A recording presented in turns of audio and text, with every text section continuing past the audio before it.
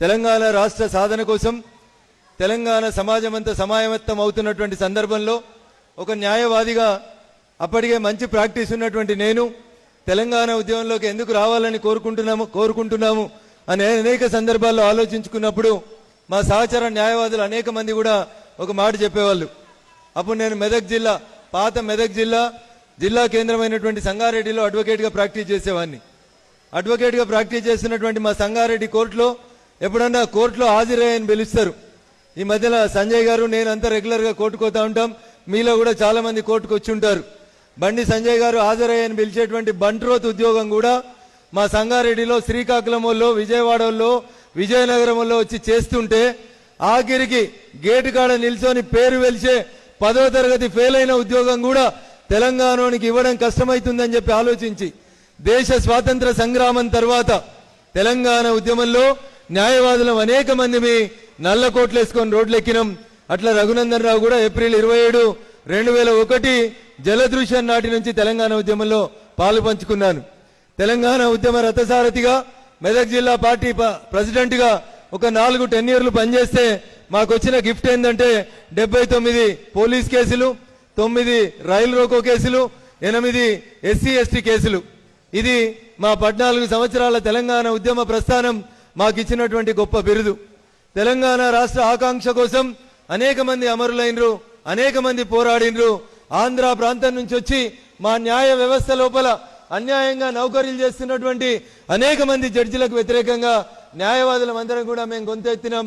ఆ పరిణామ క్రమంలో తెలంగాణ ఉద్యమంలో పనిచేసేటువంటి అవకాశం నాకు లభించింది.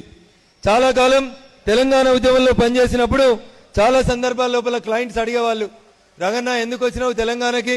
నువ్వు ఉన్నటువంటి పటాన్ చెరువులో మంచి క్లయింటేజ్ ఉంది, నీకు ఆంధ్ర ప్రాంత ఇండస్ట్రియలిస్టులు చాలా మంది ఉన్నారు, నువ్వు ప్రాక్టీస్ పోగొట్టుకుంటున్నావు, తెలంగాణ వచ్చేదా సచ్చేదా, ఈయనతోటి ఉంటే తెలంగాణ సాధ్యమవుతుందా అని చెప్పి అనేక మంది మిత్రులు చాలా సందర్భాల లోపల గేలి చేసేవాళ్ళు, హేళన చేసేవాళ్ళు. ఇప్పుడు టీవీ ఛానల్ నడుపుతున్నటువంటి కొంతమంది టీవీ పెద్దలు కూడా అప్పుడప్పుడు టీవీ ఛానల్కి పోతే అడిగేటోళ్ళు, రఘు మంచిగా పైసలు వచ్చేటువంటి ఉద్యోగాన్ని, మంచిగా పైసలు వచ్చేటువంటి ప్రాక్టీస్ని వదులుకొని రోడ్లెక్కి జై తెలంగాణ అని తిరిగితే ఏమొస్తుంది, నీ వల్ల ఏం సాధ్యమవుతుంది, కేంద్రం తలొగ్గదు, తెలంగాణ రాదని చెప్పి చాలాసార్లు మమ్మల్ని డిసప్పాయింట్ చేసేవాళ్ళు. కానీ నాలాంటి అనేక మంది విద్యార్థి నాయకులు, ఉద్యమ నాయకులు, వకీళ్ళందరూ వచ్చి తెలంగాణ రాష్ట్ర సాధన కోసం సబ్బండ వర్ణాలు కలిసి కొట్లాడితే, సకల జనుల సమ్మె జరిగితే, ఆర్టీసీ బస్సుపై లాగితే, విద్యుత్ ఉద్యోగులు కూడా స్ట్రైక్ చేసి ముఖ్యమంత్రి క్యాంపు కార్యాలయానికి కరెంటు డిస్కనెక్ట్ చేస్తామని ఆఖరికి ఒక దశలో మంచినీళ్లు కూడా ఇయ్యమని చెప్పి ఉద్యోగ సంఘాల నాయకులుగా ఆ రోజు పనిచేసినటువంటి స్వామి గౌడ్ గారు, విఠల్ గారు, మోహన్ రెడ్డి సార్ లాంటి అనేక మంది ఆ రోజు ఉద్యోగ సంఘాల నాయకులు కూడా తెలంగాణ ఉద్యమంలోకి వచ్చిండ్రు. అన్ని జరిగిన తర్వాత తెలంగాణ రాష్ట్ర ఏర్పాటు జరిగింది. వచ్చినటువంటి తెలంగాణ ఈయనగాసి నకల పాలు చేసినట్టు వచ్చిన తెలంగాణలో ఎవరు బాగుపడుతున్నారు అనేటువంటి అంశాన్ని ఈ రోజు మనం అందరం కూడా చర్చించుకోవాలి. నాకు ఇచ్చింది 2 నిమిషాలు. వేదిక ముందు మాట్లాడాల్సిన పెద్దలు కూడా చాలా మంది ఉన్నారు కాబట్టి I will try to conclude it. పెద్దలు మందాడి సత్యనారాయణ రెడ్డి గారు మాట్లాడినారు. తెలంగాణ ఉద్యమంలో మందాడి గారు, అప్పుడు ఉన్నటువంటి వరంగల్ జిల్లాకు సంబంధించినటువంటి ఒక ప్రొఫెసర్ జనార్దన్ రావు గారు, ప్రొఫెసర్ జయశంకర్ గారు, ఇట్లా చాలా మంది తెలంగాణ ఉద్యమంలో అమరులైనరు, పోరాడినరు, కేసీఆర్కి దిక్సూచిగా నిలిచిండ్రు. కానీ తెలంగాణ రాష్ట్రం వచ్చినటువంటి సందర్భం లోపల వీరెవరికి కూడా సరి అయినటువంటి ప్రాధాన్యత కానీ వారికి ఎవరికి సరి అయినటువంటి గుర్తింపు కానీ లభించలేదు. ఆఖరికి 1968, 69 తెలంగాణ ఉద్యమ సమయంలో గౌరవనీయులు ఎక్క యాదగిరిరావు గారు ఆ రోజు కాంగ్రెస్ అరాచకాలకి, పోలీస్ కాల్పులకి బలైనటువంటి 369 మంది అమరులని స్ఫురిస్తూ అసెంబ్లీ ముంగట ఏర్పాటు చేసినటువంటి అమరవీరుల స్తూపం ఏదైతుందో ఈ రోజు దాకా ఆ అమరవీరుల స్తూపం కనీసం ఏమంటారు ప్రారంభోత్సవానికి నోసుకోలేదు. బాత్రూంలకు రిబ్బన్లు కట్టిస్తారు, వైకుంఠధామాలకి రిబ్బన్లు కట్టేస్తారు ఇప్పుడు ఉన్నటువంటి తెలంగాణ మంత్రులు.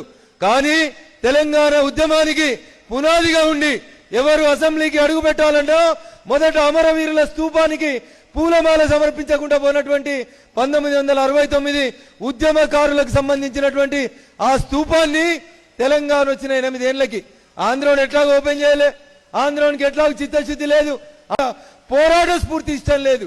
కానీ 1200 మంది అమరుల తర్వాత వచ్చిన తెలంగాణ రాష్ట్రానికి ముఖ్యమంత్రి అయిన కేసీఆర్ గారైనా ఈ రోజు దాకా ఆ అమరవీరుల స్తూపాన్ని ఓపెన్ చేయడానికి ఆయనకి మనసొప్తలేదంటే ఆయన చరిత్రని కనుమరుగు చేయాలనేటువంటి ఆలోచన చంద్రశేఖరరావు గారి దృష్టిలో ఎప్పటికి ఉంటుంది. అందుకని ఏమంటాడు, ఆ అమరవీరుల స్తూపం అట్లే ఉండని, నేను చాలా పెద్ద స్తూపం కట్టిస్తా అని మొదలుపెట్టిండు. ఏడా లుంబిని పార్కు పక్కన పెద్ద స్తూపం కట్టిస్తా అని చెప్పి దానికి మొట్టమొదటిగా 63 కోట్ల రూపాయల్ని అమరవీరుల స్తూపానికి అలొకేట్ చేసిండ్రు. కాంట్రాక్టర్ ఎవరు? తెలంగాణలో ఎవరికి స్తూపం చెక్కరాదు. ఎక్క యాదగిరిరావు గారు పనికిరారు. తెలంగాణలో వాస్తు శాస్త్రం తెలిపిన వాళ్ళు, తెలంగాణలో శిల్పకళలు తెలిసిన వాళ్ళు ఎవరు కూడా స్తూపం చెప్పడానికి పనికిరారు. సార్ ఏడికి తోలిచ్చిండు ఆ స్తూపం కోసం? చైనాకు తోలిచ్చిండు ఇద్దరిని. అందులో ఒక ఆయన తెలంగాణ ఆయన, ఒక ఆయన ఆంధ్ర ఆయన. ఇద్దరు పోయి చైనాకు ఒక మంచి డిజైన్ తీసుకొని వచ్చిర్రు అమరవీరుల స్తూపం చేయడానికి. టెండర్లు వేసిండ్రు.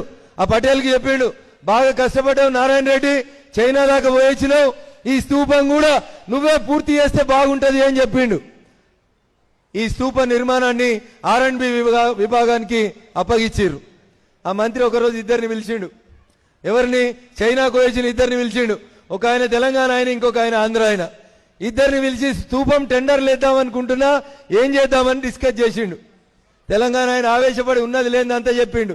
ఆయన పోయినాక అసలు ఆయన ఆంధ్ర ఆయన లోపలికి పోయి గట్లగా సార్ గిట్లా చేద్దామని మంత్రిని కన్విన్స్ చేస్తే, తెలంగాణ అమరవీరుల కోసం లుంబిని పార్క్ దగ్గర కడుతున్నటువంటి స్తూపం కాంట్రాక్టర్ ఎవరంటే ఆంధ్ర ప్రాంతానికి సంబంధించినటువంటి ఒక కాంట్రాక్టర్ కి ఆ కాంట్రాక్ట్ ఇచ్చి 63 కోట్లతోటి ప్రారంభమైనటువంటి ఆ అమరవీరుల స్తూపానికి పక్కన ఇంకో 100 కోట్లు కొత్త కలిపి ఇంకా 8 ఏళ్లకు ఆ స్తూపాన్ని కడుతూనే ఉన్నాడు. బహుశా వచ్చే ఎన్నికల నాటికన్నా ఆ స్తూపం ప్రారంభోత్సవం అవుతుందేమో ఒక్కసారి మనం అందరం కూడా ఆలోచించుకోవాలని చెప్పి ఈ సందర్భంగా తెలియజేస్తా ఉన్నా. మేమంతా కేసీఆర్ గారు కరీంనగర్ పోయి సిద్దిపేటకు వస్తాం. రంగదాంపల్లి చౌరస్తా దగ్గర డిసెంబర్ 9 అనుకుంటే, నవంబర్ 29, 2009 ఒక మాట చెప్పిండు, తెలంగాణ కోసం మనం గట్టిగా దీక్ష చేయాలి, కేంద్రం మెడలు వంచాలి, మనమందరం కూడా ఆమరణ నిరాహార దీక్షకు పోదామంటే అంత అప్పుడు ఇప్పుడు ఉన్నట్టు బీజేపీలో ఉన్నట్టు అప్పుడంతా జీన్ పాయింట్లు రబ్బర్ చెప్పులు వేసుకున్న పోరలమే. RSU నుంచి దగ్గర నుంచి మొదలుకుంటే RSS దాకా అందరు జెండాలు పక్కన పెట్టి తెలంగాణ అనేటువంటి ఒక కాజ్ కోసం ఒకే ప్లాట్ఫామ్ మీదకి వచ్చిన వాళ్ళం. దీక్షా దివస్ ఇన్ఛార్జిగా నన్ను సిద్దిపేటలో ఉన్నటువంటి రంగదాంపల్లి చౌరస్తా దగ్గర ఏర్పాట్లు చేయమన్నారు. కేసీఆర్ గారు కరీంనగర్ నుంచి బయలుదేరంగానే అల్గనూరు చౌరస్తా దగ్గర అరెస్ట్ చేసి ఆయనను ఖమ్మం తీసుకుపోయినరు. ఈ మధ్యకాలంలో రంగదాంపల్లి